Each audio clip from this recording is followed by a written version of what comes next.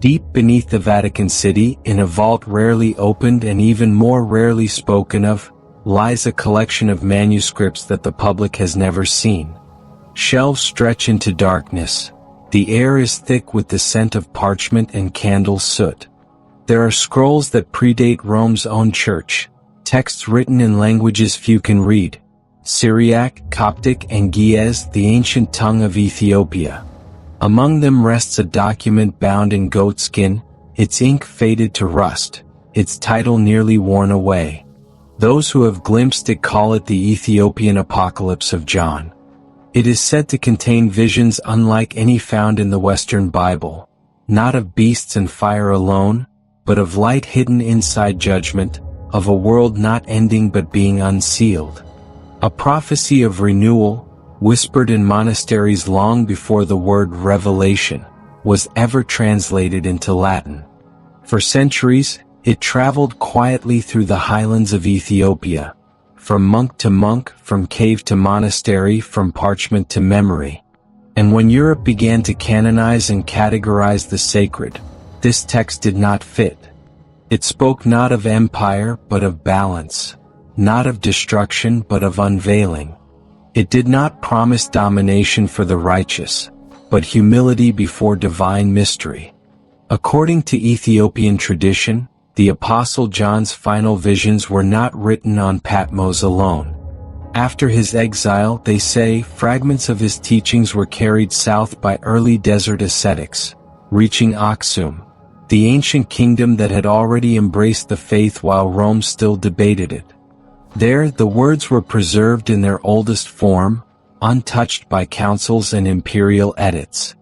These writings became known among Ethiopian mystics as Metzahef Teklo Yohannes, the Crown Book of John.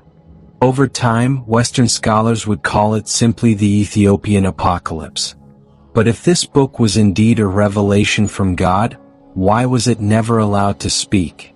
Why did Rome keep its pages sealed? Was it too dangerous, too divergent? Or did it reveal a truth that the world was not ready to hear? In the 16th century, Jesuit missionaries sent to Ethiopia returned with copies of strange Ge'ez text. Their letters spoke of a book of visions unlike ours, filled with images of the Lamb clothed in fire and mercy, the angels who weep not for sinners but for those who refuse forgiveness, and a final age where truth is not enforced by sword, but recognized by sight. The Vatican archivists read, translated, and quietly stored it away, never banning it, never destroying it, simply sealing it under the category Apocrypha Obscura, hidden as if waiting. Yet in Ethiopia, the monks continued to recite it in secret. They sang its hymns during the long rains, when thunder rolled across the highlands and the rivers swelled like veins of silver. To them, it was not a forbidden apocalypse but a revelation of hope, a reminder that the end of all things is not chaos but clarity. And so, for centuries, while Europe feared the book that warned of beasts, Ethiopia guarded the one that promised light. Now, as scholars rediscover fragments of this lost text, a question rises again from the dust of ages. What did the Ethiopian Apocalypse of John truly reveal? And why did the Vatican seal it away? In this story we will travel between two worlds, the stone vaults of Rome and the mountain sanctuaries of Ethiopia, to uncover a mystery that bridges heaven and history. Because sometimes the truth that frightens the powerful is not the prophecy of wrath, but the revelation of mercy. The Lost Book of Prophecy. Long before the marble cathedrals of Europe echoed with Gregorian hymns, the mountains of Ethiopia already trembled with the chance of another revelation. In caves carved from volcanic rock, where smoke from oil lamps blackened the ceilings and time itself seemed to stand still, monks copied a manuscript that bore a name both familiar and forbidden, Metzahef Teklo Yohannes, the Crown Book of John. It was a text that claimed to preserve the final visions of the apostle, written not in the polished Greek of empire, but in the ancient tongue of Ge'ez, raw, rhythmic, and alive with fire. The story begins not in Rome, but in Aksum, the kingdom once called the heart of Africa's first Christian empire. Long before the Council of Nicaea debated doctrine, Aksum had already accepted the faith brought by Frumentius, a Syrian boy shipwrecked on its shores who would become the first bishop of Ethiopia. There, faith did not arrive by conquest but by curiosity and wonder. And so, Ethiopian Christianity grew not as an imitation of Rome, but as its own ancient branch, rooted deep in Hebrew memory and African soil. It was here, amid the monasteries of Tigray and the valleys of Lalibela, that a different kind of prophecy was born, or perhaps preserved. The monks who guarded it believed they held not an alternative to Scripture, but its missing echo, the Apocalypse of John that had been whispered but never canonized. Its verses spoke of the same Lamb, the same throne, the same heavens opened, yet the tone was unlike the Western revelation. Where the book of Revelation thundered judgment, the Ethiopian text sang renewal.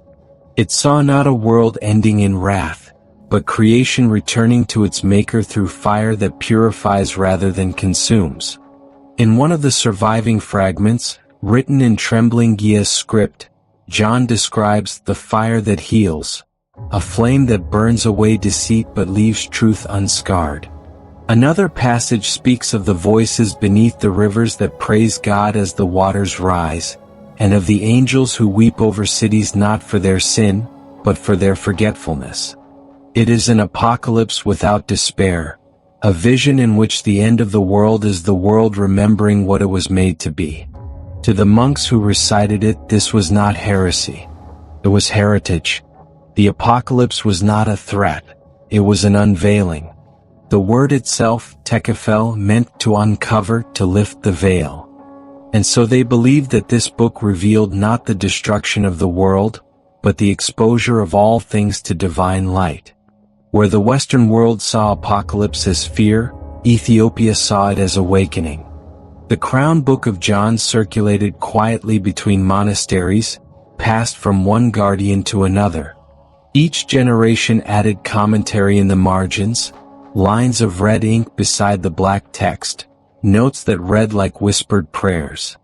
The seal is not to hide but to protect. The time is not yet full. These marginal voices built a theology of patience, that revelation unfolds in the rhythm of God, not the impatience of men. Meanwhile, in the Mediterranean world, the canon of Scripture hardened. Councils debated which books would be kept, which would be forgotten. The authority of Rome grew, and with it, suspicion toward texts that did not echo its tone.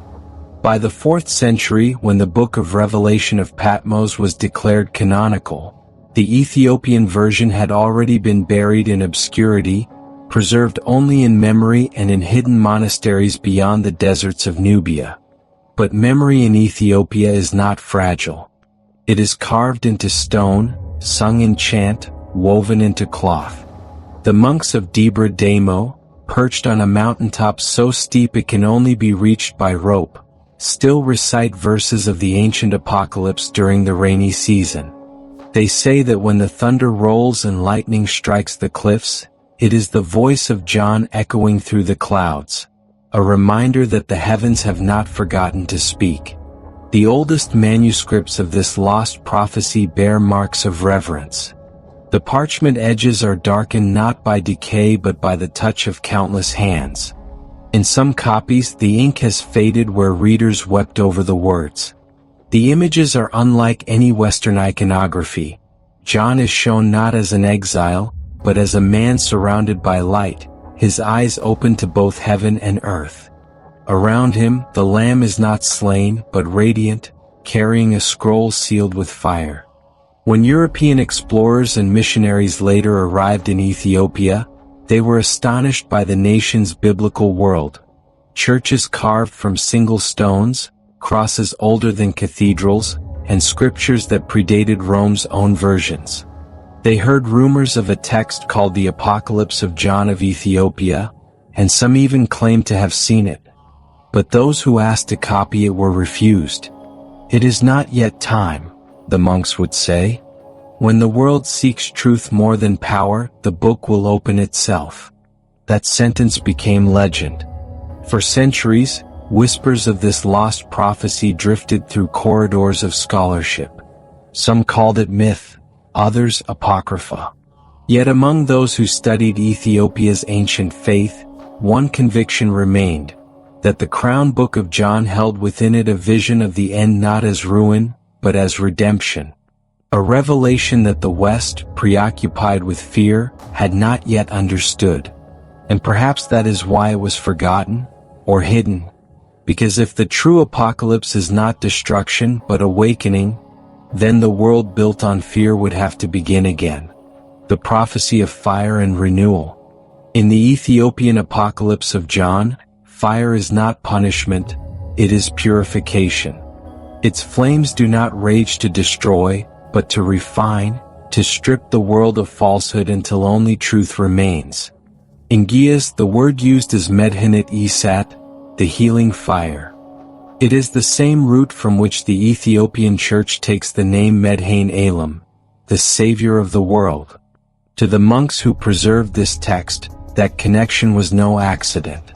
The fire of judgment, they taught, is the same fire of salvation. One light perceived differently by the hardened and the humble.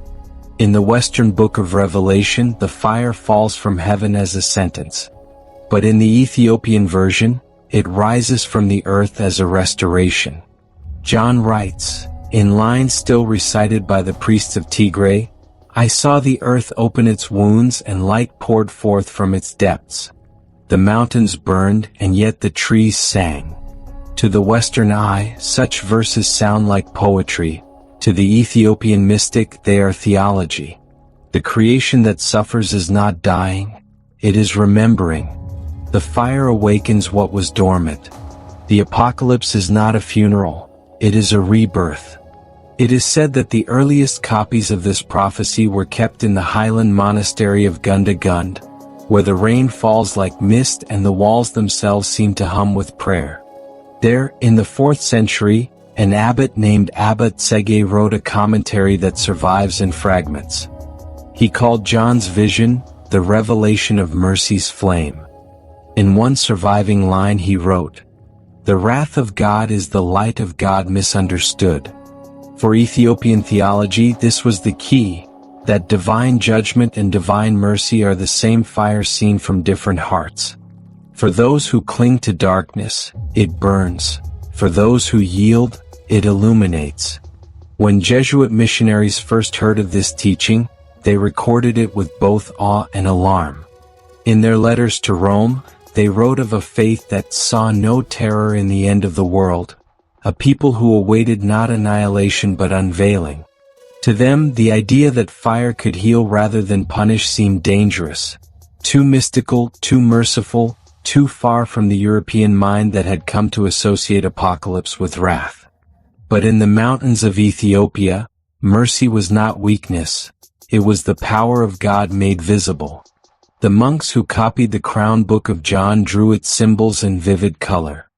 They painted fire as light-filled ribbons spiraling around figures of angels and saints. They depicted rivers running upward toward the sky, cities unburned yet shining, and beasts bowing before the Lamb, not in defeat but in recognition. Every page glows with gold leaf and lapis pigment, as if the apocalypse itself were a sunrise painted in scripture. To behold those manuscripts is to see a theology that never separated judgment from beauty. The text's imagery speaks again and again of renewal by flame. John sees the hearts of men turned to mirrors, and the seas clearing as glass. He sees cities rebuilt from their own ashes, yet their stones remember every mercy shown within them. He hears the voice of the Lamb declare, Behold, I make all things true. The Ge'ez translators render new as Kittis, meaning both holy and restored. The apocalypse is not a replacement of creation, it is its consecration. One particularly haunting passage describes the final trumpet not as sound, but as silence. And I heard a stillness that broke the heavens, and in it were the names of all who had learned to love. For Ethiopian monks, that line became a meditation mantra. They would sit in caves, reciting it in rhythm with their breathing, until the silence itself seemed to speak. This, they said, was the true end of the world, when humanity's noise finally gives way to the voice beneath all voices. To understand this prophecy, one must also understand Ethiopia's land, a geography of extremes where mountains touch clouds and valleys plunge into fire. The landscape itself mirrors the vision of purification. When volcanoes erupt, the farmers do not curse. They say, "The mountain is renewing its covenant." When rain scours the fields, they say, "The earth has remembered its creator." The apocalypse, for them, is written not only in text but in nature, in the rhythm of destruction and renewal that sustains all life. Some scholars suggest that this worldview came from Ethiopia's ancient dialogue with Jewish mysticism, where fire was also seen as God's purifying presence. Others trace it to the influence of Egyptian desert fathers, who spoke of inner illumination. But within Ethiopia, the monks insist the vision is older still, part of the very rhythm of creation. In their theology, light does not destroy darkness, it transforms it. That belief, once carried in the secret verses of the Apocalypse of John, shaped their prayers, their art, and their hope. So when the Jesuits took copies of this book back to Rome, they carried more than a manuscript. They carried a vision of God that did not threaten but invited. A vision in which the end of time was not the collapse of the world but its healing. And perhaps that was why it frightened those who read it. Because a God who burns only to heal cannot be used to control, only to awaken. The Ethiopian Apocalypse of John does not end with the fall of Babylon or the triumph of an empire. It ends with the whole earth shining like crystal, and the Lamb walking among humanity as one of them. No throne, no distance, only light. A final line, nearly erased in one fragment, reads, "And I saw the fire become morning." The crown book of John circulated quietly between monasteries, passed from one guardian to another. Each generation added commentary in the margins, lines of red ink beside the black text, notes that read like whispered prayers. The seal is not to hide but to protect. The time is not yet full. These marginal voices built a theology of patience, that revelation unfolds in the rhythm of God, not the impatience of men. Meanwhile, in the Mediterranean world, the canon of Scripture hardened. Councils debated which books would be kept, which would be forgotten. The authority of Rome grew, and with it, suspicion toward texts that did not echo its tone. By the 4th century, when the Book of Revelation of Patmos was declared canonical, the Ethiopian version had already been buried in obscurity, preserved only in memory and in hidden monasteries beyond the deserts of Nubia. But memory in Ethiopia is not fragile. It is carved into stone, sung in chant, woven into cloth. The monks of Debra Damo, perched on a mountaintop so steep it can only be reached by rope, still recite verses of the ancient apocalypse during the rainy season. They say that when the thunder rolls and lightning strikes the cliffs, it is the voice of John echoing through the clouds, a reminder that the heavens have not forgotten to speak. The oldest manuscripts of this lost prophecy bear marks of reverence. The parchment edges are darkened not by decay but by the touch of countless hands. In some copies, the ink has faded where readers wept over the words. The images are unlike any Western iconography. John is shown not as an exile, but as a man surrounded by light, his eyes open to both heaven and earth. Around him, the Lamb is not slain, but radiant, carrying a scroll sealed with fire. When European explorers and missionaries later arrived in Ethiopia, they were astonished by the nation's biblical world. Churches carved from single stones, crosses older than cathedrals, and scriptures that predated Rome's own versions. They heard rumors of a text called the Apocalypse of John of Ethiopia, and some even claimed to have seen it. But those who asked to copy it were refused. "It is not yet time," the monks would say. "When the world seeks truth more than power, the book will open itself." That sentence became legend. For centuries, whispers of this lost prophecy drifted through corridors of scholarship. Some called it myth, others apocrypha. Yet among those who studied Ethiopia's ancient faith, one conviction remained, that the crown book of John held within it a vision of the end not as ruin, but as redemption. A revelation that the West, preoccupied with fear, had not yet understood. And perhaps that is why it was forgotten, or hidden. Because if the true apocalypse is not destruction but awakening, then the world built on fear would have to begin again. The prophecy of fire and renewal.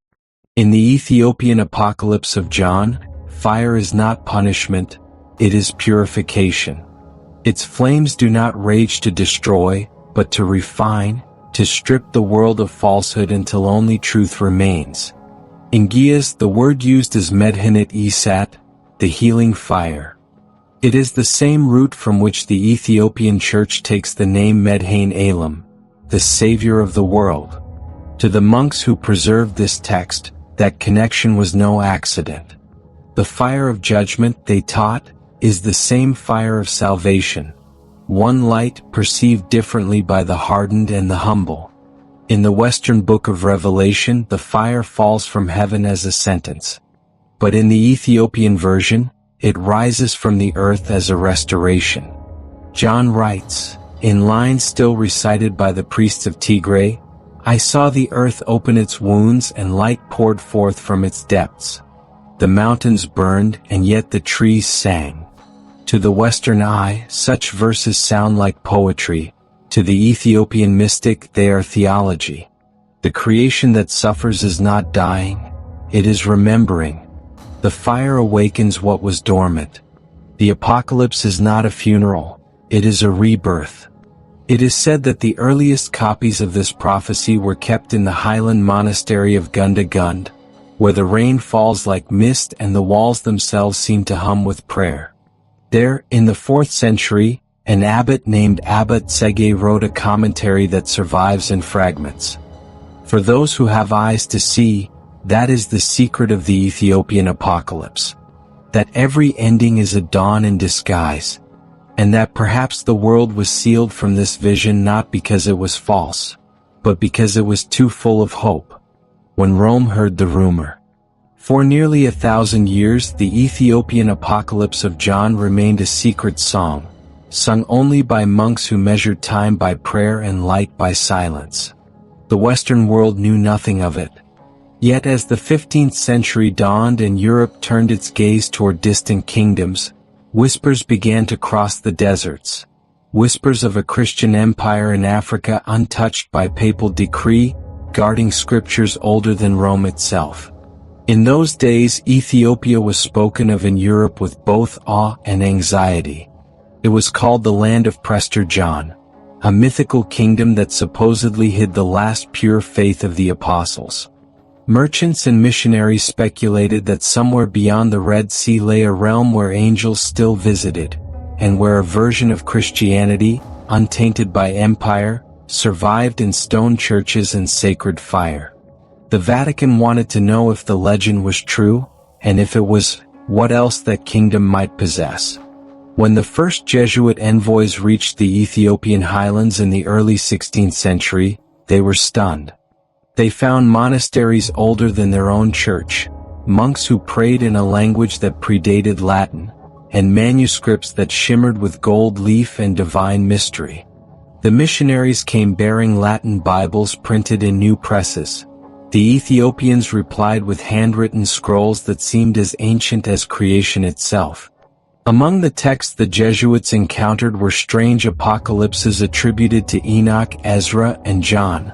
Books unknown in the West, written in Ge'ez and guarded with monastic secrecy.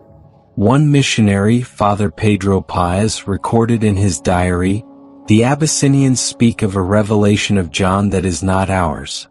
They call it the Book of the Crown, and say it speaks of a fire that does not kill but transforms.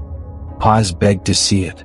The abbot of Debra Libanos refused gently. It is not yet the hour of its unveiling. To him, the Western visitors were too quick to codify what they had not yet understood. But word of the book traveled faster than the monks could silence it. In Rome, scholars received reports of an African revelation that preached mercy instead of terror. Some saw in it the shadow of heresy, others the echo of an older truth. Letters began to circulate among the Vatican's secretariats, marked privatum, copies of Gia's verses translated into Latin by Jesuit linguists. They spoke of the Lamb descending not as judge but as healer, of cities purified by compassion rather than flame, of a world restored, not annihilated. For a church still scarred by schism and reformation, the idea was both captivating and dangerous. In the candlelit rooms of the Vatican Library, a few trusted translators were ordered to compare this Ethiopian text to the canonized Apocalypse of Patmos.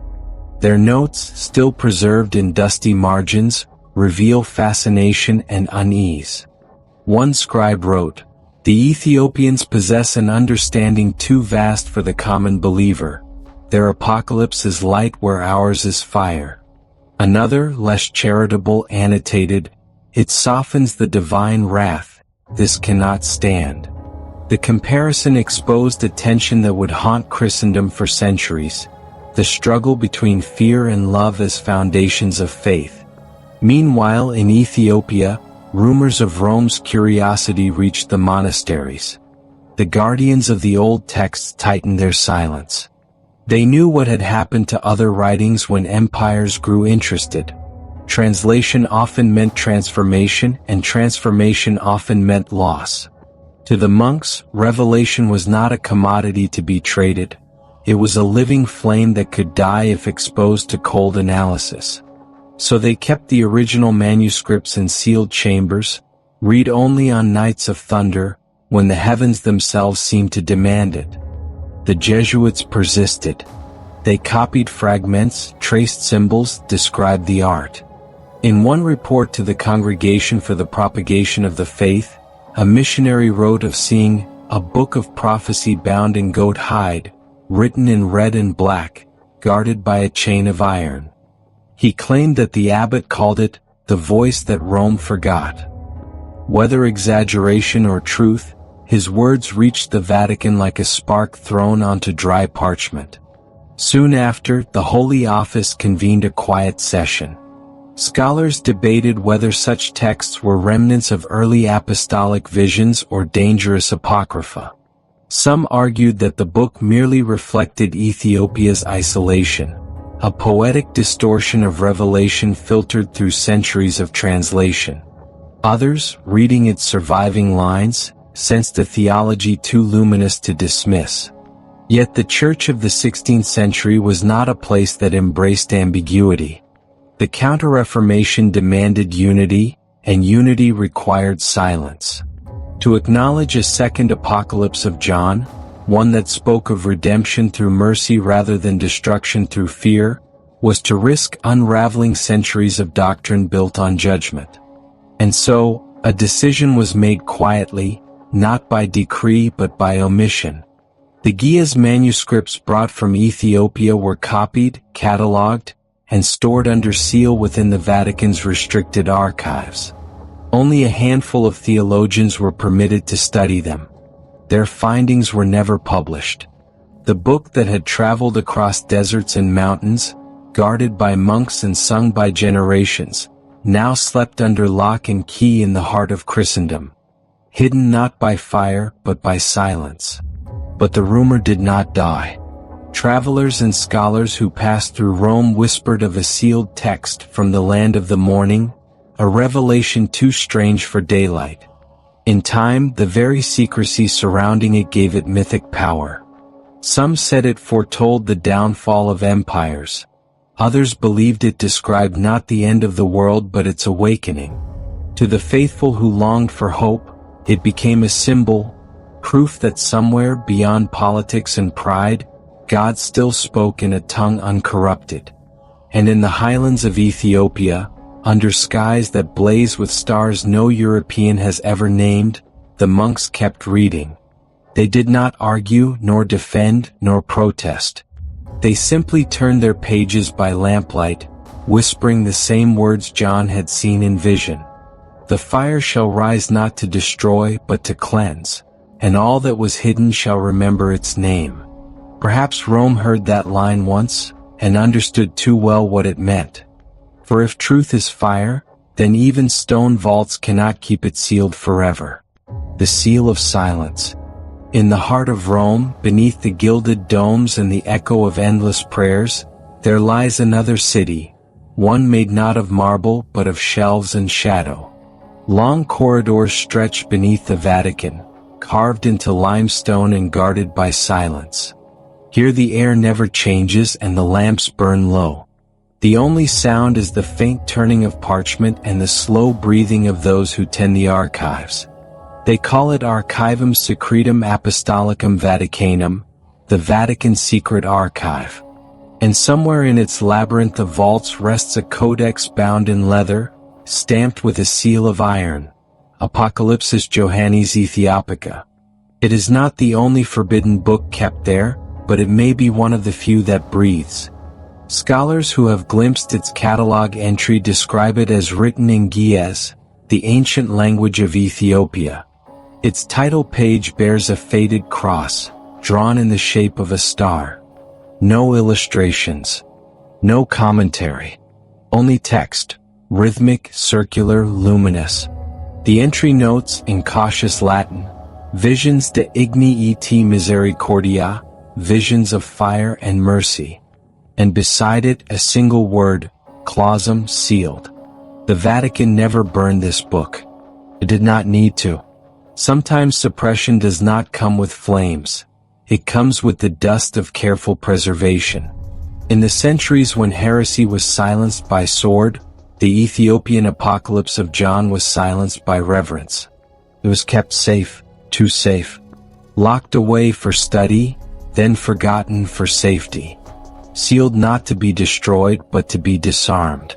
For an idea can burn brighter than parchment if allowed to move freely. In one letter from a 17th century Jesuit archivist, found centuries later in a box of private correspondence, a haunting line appears. The Ethiopic Apocalypse speaks of the end of fear. But what is faith if fear be gone? The question reveals more than the author intended. Fear, after all, is an effective foundation for obedience. A scripture that reimagines apocalypse as awakening would unravel the power of institutions built on dread. In a world that preached judgment, Ethiopia's prophecy spoke redemption. In an empire that needed hierarchy, it whispered equality before divine light. Perhaps the Vatican did not seal the book to hide it from the world, but to protect the world it had built from the book. Inside the archives, tradition says the sealed texts are arranged in categories: Doctrina incerta, teaching uncertain; Fides periculosa, faith dangerous. The Apocalypse of John of Ethiopia lies somewhere between. It was never condemned, never denied, only deferred. Each generation of scholars recorded its existence in cautious Latin summaries, adding phrases like non dum judicatum, not yet judged. In their restraint lies their fear. For to judge a book is to open it, and to open it is to risk revelation. Meanwhile, thousands of miles away, the book remained alive in the mountains that had given it birth.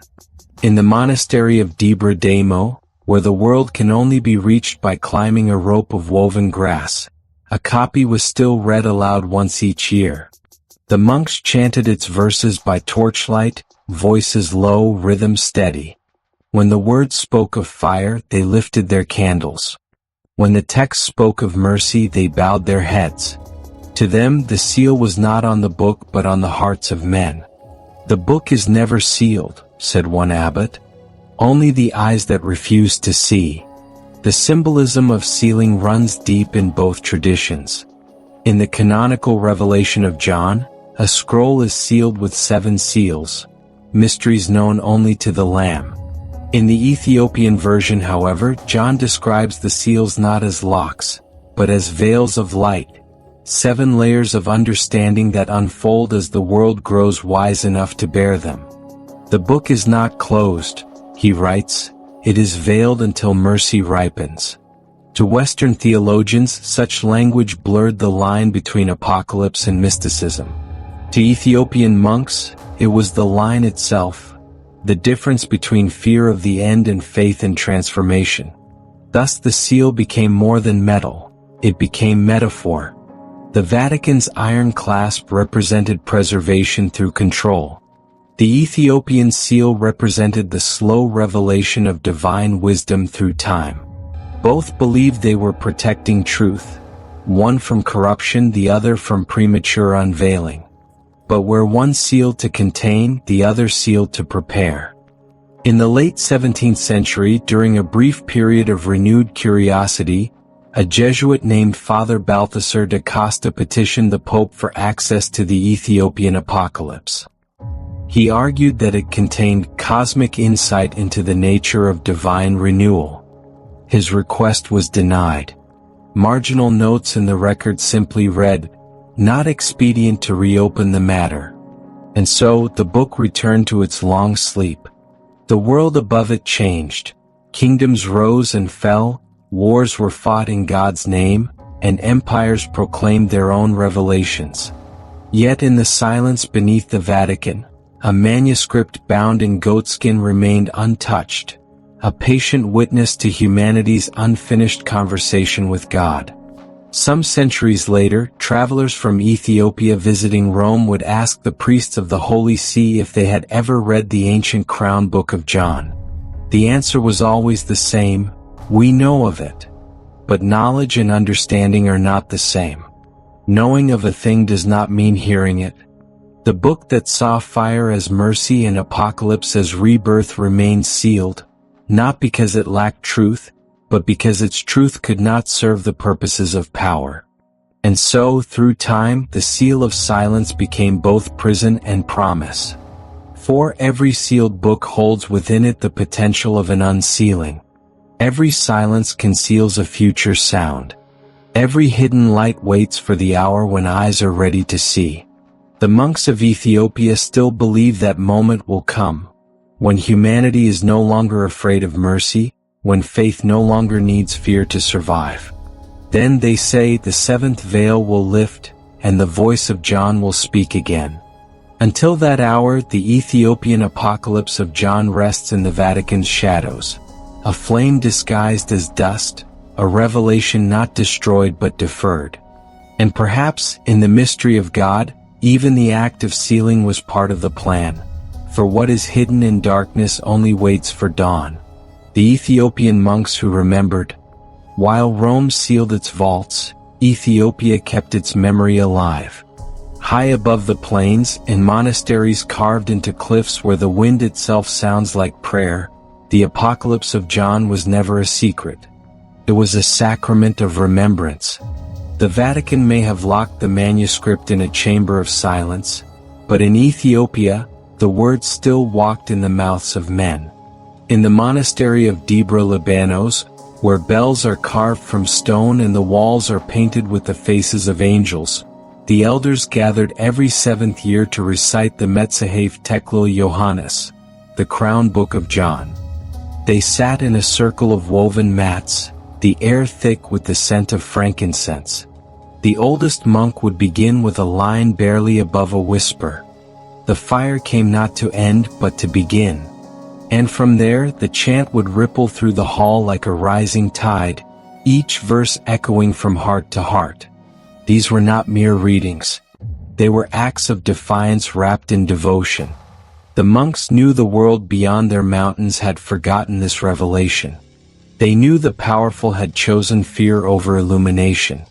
And so, in their silence, they sang louder. Each repetition was a vow that the light would not die, that what had been sealed in Rome would remain open in Ethiopia. The Ethiopian Apocalypse taught that no truth can be hidden from those who walk in humility. The scroll that is sealed to the proud, one verse says, is open to the meek who listen. And so they listened, to the rain striking the roof, to the low hum of bees in the monastery garden, to the heartbeat of creation itself. They believed revelation was not confined to parchment. It lived in the rhythm of the world. Each sunrise was an unveiling, each storm a sermon. When invaders came, when rulers changed, when the church's emissaries demanded their manuscripts, the monks hid their scrolls in earthen jars. Some buried them beneath the altar. Others memorized entire sections, carrying the apocalypse not in their hands but in their souls. One legend tells of Abba Tekel Haymanot, who, when asked by foreign priests to surrender the book, smiled and said, "How can you take what already lives within us?" He was right. The word had become flesh in the lives of those who refused to let it die. The monastery traditions record that during times of drought, when the land cried for water, the priests would open the crown book and read the passage where John sees the rivers renewed by mercy. They would chant it over empty fields and then they would wait. To them, this was not superstition, it was the restoration of cosmic balance. The apocalypse, in their understanding, was never about destruction. It was about the healing of all that had gone wrong. The land itself, they said, responds when humanity remembers. The Western world imagined apocalypse as the end of history. The Ethiopians saw it as the beginning of restoration. Their monks did not preach the terror of beasts or the wrath of plagues. They taught that the final unveiling would be an awakening of mercy in every living thing. When the last veil is lifted, says one Gia's commentary, the lion shall lie down not with the lamb but with its own shadow. This was not poetic fancy, it was theology wrapped in mystery, a vision of creation reconciled with itself. Generations passed. The world outside Ethiopia forgot. But the chants continued, in the caves of Lalibela, in the stone sanctuaries of Tigray, in the misty forests of Lake Tana. The monks carried their hymns like torches through the centuries. They spoke of the Lamb whose fire is love, of a God who does not destroy the sinner but consumes the sin, of a final light that does not blind but reveals. Every verse was a seed of defiance, planted against forgetfulness. Even when the modern age came, when scholars and explorers brought cameras and notebooks instead of swords, the monks did not abandon their secrecy. They welcomed guests with coffee and kindness, but when the subject turned to the Apocalypse of John, they grew quiet. Some things, they would say, must be heard with the soul, not the ear. In that sentence lies the heart of Ethiopian mysticism, that revelation is not an artifact but an encounter. To this day, a few of those monasteries claim to still guard original copies of the Ethiopian Apocalypse. They are not displayed, they are not photographed. They are kept in sealed boxes wrapped in white cloth, opened only on nights when lightning splits the sky. The monks say that is when heaven listens most closely. To them it is not secrecy, it is reverence. The book is not meant for the curious. It is meant for the ready. So while Rome built walls to protect the text from men, Ethiopia built lives to protect the text from forgetting. And perhaps that is the deeper meaning of the story, that revelation can never truly be sealed as long as someone remembers. For memory too is a form of resurrection. When one old monk was asked by a traveler if he feared the Vatican for hiding their scripture, he smiled and said, "The Vatican hides its books in stone. We hide ours in psalm. Which one do you think the wind will carry farther?" And as he spoke, the bells of Debra Libanos began to ring, deep, slow, echoing across the valley like the heartbeat of the world, as if to remind even heaven that the sealed book still breathes. The forgotten scholars and the hidden translations. Time moved forward, yet the silence around the Ethiopian Apocalypse of John never truly settled. Every century there were a few who could not resist the pull of the sealed text. scholars who sensed that something sacred had been buried under caution and fear. They were not loud men. They left few traces. But their curiosity burned steady, like candles in the corners of forgotten libraries.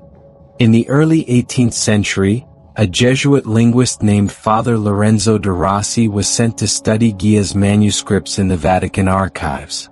Officially, his task was to catalog the Ethiopian texts brought back by missionaries. Unofficially, he was told to find whether any of them contained teachings unfit for common doctrine. In the third month of his work, he found an entry labeled simply Apocalypsis Ethiopica. Its parchment was worn soft from centuries, its ink faded but legible. When he began to translate, he realized it was not the same revelation he had memorized as a priest. The imagery was familiar: fire, angels, the Lamb, but the message was different, gentle yet unsettling. Where John of Patmos had cried, "The wrath of God is come," this text whispered, "The mercy of God is unveiled." Father de Rossi copied fragments in secret. In his private notebook, now preserved in a monastery in Milan, one passage stands out. "The end of the world is not its ruin, but its remembering. The fire burns because creation has forgotten its source." Below it, he scribbled in Latin, "Too beautiful to be false, too dangerous to be spoken." He understood then why the text had been sealed. It threatened not the Church's faith, but its authority, because a revelation that needs no mediator, no hierarchy, no fear, is a revelation that makes all men equal before the light.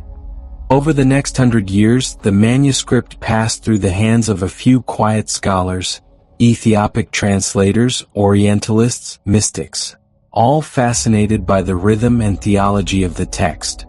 Some saw in it echoes of the Book of Enoch, others of ancient Egyptian hymns. A few even suggested that it preserved the earliest layer of Christian mysticism before the councils of the Roman Empire began to draw sharp lines between canon and heresy. But most of these voices were silenced, their papers unpublished, their conclusions dismissed. Not out of malice, perhaps, but out of habit. The world, even in the Age of Enlightenment, was still not ready to accept that there might be an apocalypse that does not destroy but heals. In 1903, the French scholar Jean Durès encountered a collection of Ethiopian manuscripts in Paris, brought by traders from Gondar. Among them was a fragmentary text titled Revelation of Johannes the Beloved. He was struck by the same imagery: fire as cleansing, judgment as renewal, mercy as light. He wrote that the text reads as though heaven itself were a physician. But the academic world was skeptical. Western theology, built on the tension between salvation and damnation, had little room for such tenderness. To scholars steeped in dualism, the Ethiopian apocalypse seemed almost too gentle to be divine. Yet even through dismissal, the manuscript whispered. A generation later, a British explorer named Richard Kay visited Ethiopia during the 1930s.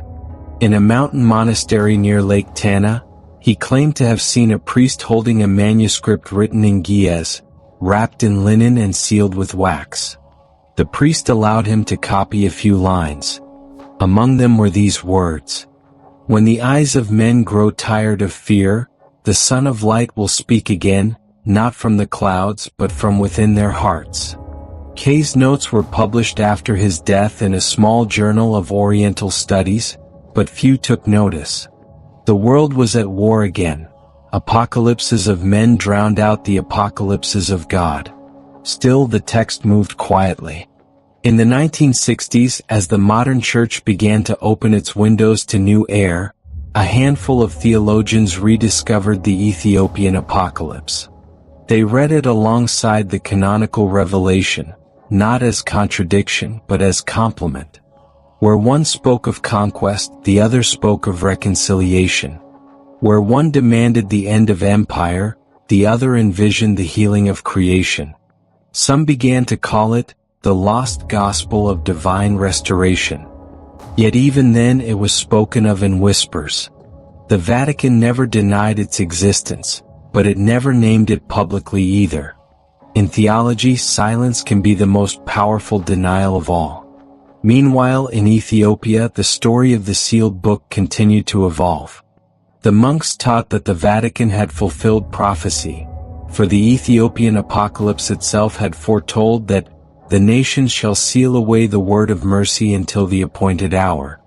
The silence of Rome, they said, was part of the divine drama, a pause written into history. When humanity grows weary of wrath, the book will unseal itself. And perhaps in ways unseen, that unsealing has already begun. Today, a few fragments of the text survive in private collections, studied by linguists who marvel at its imagery. The full manuscript, if it still exists, remains under Vatican lock and key. But ideas are not easily contained. Like embers buried under ash, they wait for a breath to awaken them. And across the centuries, that breath has come, through scholars who dared to translate, through monks who dared to remember, through seekers who dared to ask why a book of light should ever be hidden. The forgotten scholars may not have known it, but in tracing those faded words, they were performing the very prophecy the text described, that what is sealed will one day be read, not for fear of the end, but for love of the beginning. And so, their work became its own quiet apocalypse, not destruction but disclosure. For apocalypse, in the truest sense, has never meant the end of the world. It has always meant the unveiling of truth, the unsealing, modern echoes of a forgotten revelation. The 20th century ended as it began, with wars, with questions, with prophets shouting into the wind. Yet through all the noise, something quiet began to stir again. Across continents and traditions, scholars started looking east and south, back toward the cradle of ancient faith, toward Ethiopia, where Christianity had never been reformed nor Romanized, where the hymns still echoed the language of angels. And among those dusty inquiries, the name returned, the Ethiopian Apocalypse of John. At first, it appeared only in footnotes, brief, cautious mentions in papers about Gia's manuscripts, or in the correspondences of linguists cataloging obscure apocrypha. But the more they looked, the more they found traces of a theology unlike any the Western canon had preserved. They found phrases about fire that heals, light that remembers, judgment that restores. They found verses describing Christ not descending with wrath, but walking through the hearts of men, awakening them one by one. It was the same gospel but from a different angle, one that looked not from Rome upward but from Ethiopia inward. In 1999, a team of Ethiopian scholars from Addis Ababa University quietly announced the discovery of a fragmentary manuscript deep in the highlands of Wukro Mariam. The fragments matched descriptions of the Crown Book of John. Some passages were legible, others blurred by centuries of candle smoke. Yet one line stood out, its Gia still sharp. The sealed word shall open itself when the hearts of men no longer fear the light. The announcement barely reached the Western press, but in monasteries across Ethiopia, the news spread like a wind through acacia trees. For the monks, it was not discovery, it was remembrance. Soon, theologians began to speak of a pattern. Why did the same revelation seem to reappear whenever humanity stood at the brink? When wars burned, when empires crumbled, when men hungered again for mercy? Could it be, as the Ethiopian Apocalypse hinted, that revelation itself was cyclical, that divine truth blooms again in every age when eyes are ready to see it? In Rome, the whispers grew louder too. A few modern priests, more curious than cautious, began asking about the sealed text in the archives. Official responses were polite but evasive. Such manuscripts exist, but their study is not yet authorized. Yet one archivist, speaking anonymously to a scholar, confessed, "The book you seek is older than you think, and perhaps kinder than the world deserves." That phrase, older and kinder, would later become a watchword among theologians who believed the Ethiopian Apocalypse contained the earliest unbroken Christian mysticism, a vision of the end not as wrath, but reconciliation. Meanwhile, the Ethiopian Orthodox Church never ceased its guardianship. In monasteries like Ura Kidana Merit, priests continued to chant lines from the old visions in their liturgies, weaving them into hymns so they could never be forgotten. Children learned the melody long before they understood the words. The prophecy lived not in text but in tone. And in that tone was a promise, that mercy would outlast secrecy, that light would find its way through any seal of stone. As the new millennium unfolded, Western audiences began rediscovering ancient apocrypha through documentaries and digital archives. Among them, a few voices began to whisper of Ethiopia's hidden revelation, a book that saw the apocalypse not as divine punishment, but divine unveiling. The story resonated. A world weary of fear found hope in the idea that the end of all things might also be the beginning of truth. Slowly, translations of related Gias fragments began circulating among academics and mystics alike. And though the Vatican never officially commented, every silence from its marble halls seemed to echo louder with each rediscovery. In Addis Ababa, a young theologian named Dr. Mekht's Alamu began compiling oral accounts from monks about the Crown Book of John. Her work revealed something profound. The Ethiopian understanding of apocalypse was never about catastrophe, it was about healing memory. One elder told her, "The end of the world is when we finally remember what it means to be one." To them that was revelation, not destruction but reconciliation. Dr. Mekht's called it, the theology of return, a view in which even darkness is redeemed by remembering its source of light. And so, little by little, the sealed prophecy began to unseal itself, not through official decree but through human hunger. The same hunger that drove John to write on Patmos drove these modern seekers to listen again. They did not find a new gospel. They found the old one, spoken in a forgotten tone. The deeper they read, the more they realized the Ethiopian apocalypse was never meant to frighten. It was meant to prepare. It spoke of the 7 veils of the mind lifting one by one, of humanity seeing itself not as separate from creation, but as its caretaker. It described the final battle not as war, but as reconciliation between the fragments of the soul. The beast, one passage said, is every man who forgets compassion. And thus, the victory was not conquest, but remembrance. For those who had grown up fearing Revelation's fire, this was revolutionary. Yet to the Ethiopians, it was simply the truth that had always been. Their apocalypse had no final trumpet of terror, only the sound of silence. The same silence the monks invoked in prayer, the same silence that still fills the mountains of Tigray at dusk. Silence, they say, is God when He is very close.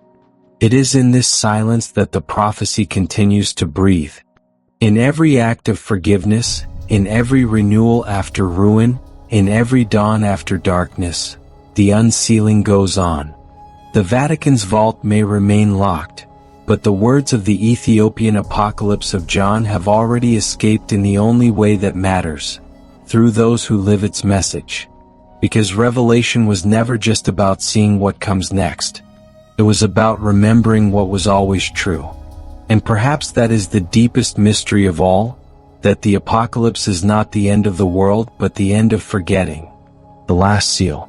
There is a legend whispered among the monks of Ethiopia, that when the last seal is broken, there will be no thunder, no flame, no voice from the heavens. There will only be stillness, the stillness of recognition. They say that the apocalypse is not the storm, but the calm that follows it. Not the punishment, but the moment humanity finally remembers its beginning. It is in that silence they teach that the voice of John will be heard again, not as prophecy but as remembrance. Centuries after Rome locked away the Ethiopian Apocalypse of John, The world it feared has come to pass, not in fire but in forgetting. Humanity races through its own creation, deafened by noise, blinded by progress, divided by its own reflection. And yet, in monasteries that stand like sentinels on the shoulders of mountains, the old chants still rise. The voices are fewer now, but they carry the same tone, the deep, rhythmic cadence of men who believe that the end of all things is simply the beginning of light. In the Crown Book of John, the final seal is described in 7 lines of Gia's poetry. The words are almost lost, but their meaning has survived in oral tradition. When men no longer fear the light, the 7th veil shall fall, and the Lamb shall walk again among them, not above, but within. The heavens shall fold not in wrath, but in rest, and the fire shall become song. The grave shall open, not to release the dead, but to reveal the living. And all creation shall see itself, and know it was never forsaken. To Western readers, these lines seem symbolic. But to the Ethiopian mystics, they describe an event already unfolding, the unsealing of consciousness itself. For them, the apocalypse was never meant to terrify. It was meant to awaken. And perhaps that is why it was hidden. Because a faith built on fear cannot coexist with a revelation built on love. The Vatican's iron seal, buried in its archives, may still remain closed. The Codex may still gather dust in its silent chamber. But the seal the monks speak of was never made of wax or iron. It was made of perception. It was the veil that separates man from mercy. And slowly, through generations, through wars and awakenings, through the quiet return of forgotten wisdom, that veil is lifting. Even within the walls of Rome, some have begun to sense this change. In 2019, a Vatican archivist reportedly remarked during a closed colloquium, "Some books are sealed not because they are false, but because the world must grow before it can bear their truth." Perhaps he was speaking of the Ethiopian Apocalypse. Or perhaps he was speaking of humanity itself. In Ethiopia, the tradition endures that the final unsealing will not come from the Vatican, but from the people. They believe the 7th seal will open when humanity no longer needs prophecy, when compassion becomes instinct, when justice no longer requires thunder. Then they say the apocalypse will be complete, not as destruction but as awakening. And indeed, if one listens closely, the signs of that awakening are already here. Across nations, people begin to speak again of reconciliation, of harmony between man and creation, of mercy as the highest law. The same words once locked away in a Vatican vault now echo in the hearts of those who never heard them. It is as if the sealed book has begun to unseal itself through the conscience of the world. In a monastery overlooking the blue highlands of Lasta, an aged monk once told a traveler, "The Vatican sealed the book because it did not understand it. But the book is not meant to be understood. It is meant to be lived." The traveler asked him, "And when will it be unsealed?" The monk smiled. "When we stop asking," he said, "because then we will already be living its words." That is the secret of the final seal, that the apocalypse was never about the end of the world but the unveiling of the heart. When men cease to fear God and begin to reflect Him, when mercy becomes as natural as breath, when the fire of judgment is seen at last as the fire of love, then and only then the last seal will break. In the quiet, where the Vatican stone vaults meet the sky of Ethiopia, 2 truths stand face to face. One that sealed the book to protect it, and one that kept singing so it would never die. And between them lies the world, trembling, remembering, awakening. For the apocalypse, in its purest meaning, was never a book of endings. Was a mirror. And now, as we dare to look again, we begin to see what the monks always knew. That the light we fear is the light we are. That the last veil is within us. And that the sealed prophecy was never waiting in a vault, it was waiting in the human soul. The revelation that was never lost. And so, from the misted cliffs of Ethiopia to the marble halls of Rome, we come to the end of this journey, or perhaps to its beginning. The Ethiopian Apocalypse of John was never destroyed, never denied. It was only sealed as if heaven itself had whispered, "Not yet." The world is not ready to see itself in the light. But centuries cannot silence a truth written in mercy. What is sealed by hands can always be unsealed by hearts. Across time, two faiths have faced each other in silence. One guarding with secrecy, one guarding with psalm. Rome hid the pages. Ethiopia kept the memory. And in that tension lies the mystery of revelation. That truth does not die in the dark. It waits there, gathering strength. The Vatican's vaults may hold the parchment, but the spirit of the prophecy breathes wherever mercy is chosen over fear, wherever light is welcomed instead of avoided. Perhaps the real apocalypse was never about beasts or trumpets at all. Perhaps it was always about unveiling what humanity had forgotten, that divine fire does not destroy, it transforms. That judgment is not vengeance but correction. That heaven's greatest secret is not power but compassion. The monks of Ethiopia still say, God hides light in shadow so that men will seek it, and in seeking remember him. Maybe that was the purpose of the seal all along. And maybe the unsealing has already begun. Not in Rome, not in monasteries, but here, in you. Every act of forgiveness, every moment you choose understanding over condemnation, every time you see beauty where others see ruin, you are lifting a veil. You are unsealing the final revelation. So when you hear of the Ethiopian Apocalypse of John, do not think only of lost manuscripts and secret archives. Think of it as a mirror that has waited centuries for eyes ready to see. The prophecy was never locked away, it was living, whispering, remembering. The question is not why it was sealed, but what happens when we finally open it. If this story stirred something within you, if it made you wonder what other truths lie hidden beneath history's dust, then I invite you to stay with us. Subscribe to the channel, share this story with someone who hungers for understanding, and explore the other revelations we uncover from the ancient Ethiopian texts. Because each story we tell brings another beam of light into the sealed corners of faith. And who knows, perhaps one day together we will unseal them all. Until then, remember this. Revelation is not the end of the world. It is the beginning of truth.